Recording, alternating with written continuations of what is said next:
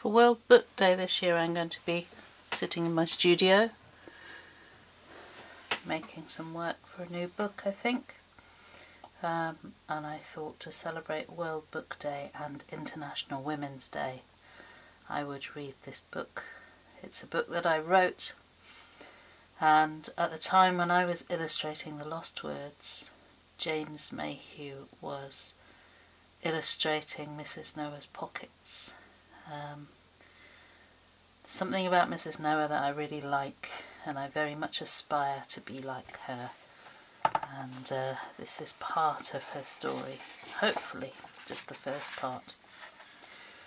Mrs. Noah's Pockets, written by Jackie Morris, with pictures by James Mayhew. It rained.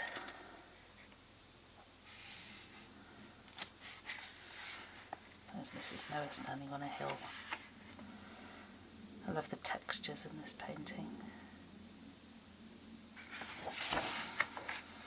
Not the kind of rain that comes in a shower then passes. This rain came from a sky as dark as a bruise, falling hard and fast, beating the earth, washing down tracks, making streams of pathways and rivers of roads. Mr. Noah stood on a hill, saw the water rising, began to build an ark. This, he said, will be the ideal time to tidy up the world a bit. The ideal time to get rid of some of those more troublesome creatures. By day, Mr. Noah would draw out plans, hammer and saw at wood, steadily building the biggest boat the world had ever seen. By night he sat in a corner and made lists, one for all the animals that would sail with the ark, 2 of every kind, and one for the troublesome creatures that Mr. Noah wished to leave behind. All the time Mrs. Noah watched Mr. Noah. She saw the plans, she watched as he worked, she saw the lists, she smiled. She's just popping out for a minute, leaving him with his lists into the dark. She took out her sewing machine and began to stitch. She snipped and she threaded and she tacked and she tucked and she stitched. How lovely, thought Mr. Noah. Mrs. Noah's making curtains for the windows of my ark. Mrs. Noah just smiled. I love her sewing machine.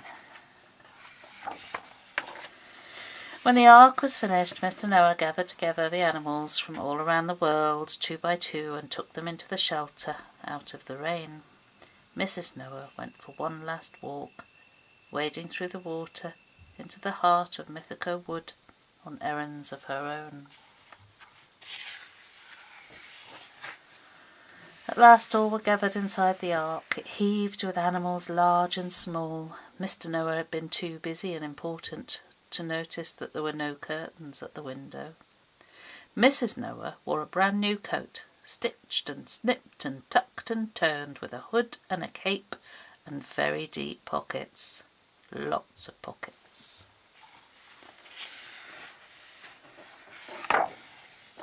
And still it rained. The hollows of the land began to fill. Lakes formed in valleys. The water rose higher and higher until it tickled the base of the boat where it rested on the hill. The water lifted it. They began to float. Mr. Noah cut the ropes that held the ark at anchor, and away they drifted. And still it rained. The rain beat on the roof, great rods of battering rain. All the animals of Mr. Noah and the children sheltered in the dry of the ark. Mrs. Noah stood on the prow, wearing her hood up, umbrella in hand, watching the dolphins and the mermaids racing the waves. And every evening, after all the animals had been cared for, when the owls began their evening song, Mr. Noah would fall asleep. Mrs. Noah would gather the children around and tell them tales of dragons and unicorns, griffin and phoenix, centaurs and jackalopes, Walpertingers, and all manner of things, and now and again Mr. Noah would wake and mutter, "Pah, unicorns, troublesome creatures." The children sometimes thought they could see things moving deep in Mrs. Noah's pockets, but maybe it was just a trick of the light. Then one morning everyone awoke to silence. The rain had stopped. The clouds began to roll away.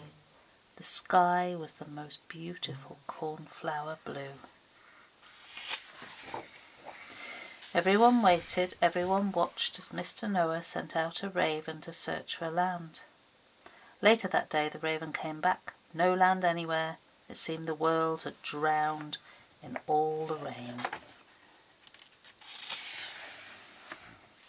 So beautiful. The ark sailed on. Mr. Noah sent out a dove. High, high in the clear blue sky they all watched until she disappeared. And much later that day, as the sun coloured the sea to glow with gold, over the water she came. In her beak was a small twig of green olive. I love that she's got music on her. She's made of manuscript paper. And the textures in the sea, Noah's face. The next day they followed the dove until the ark came to rest on the tip of a mountain. All the animals spilled out onto the land, and Mr. Noah watched and smiled. So much tidier without all those troublesome ones. Mrs. Noah, her coat-tails flapping in the warm wind, wandered away from the ark into the wood that grew close by.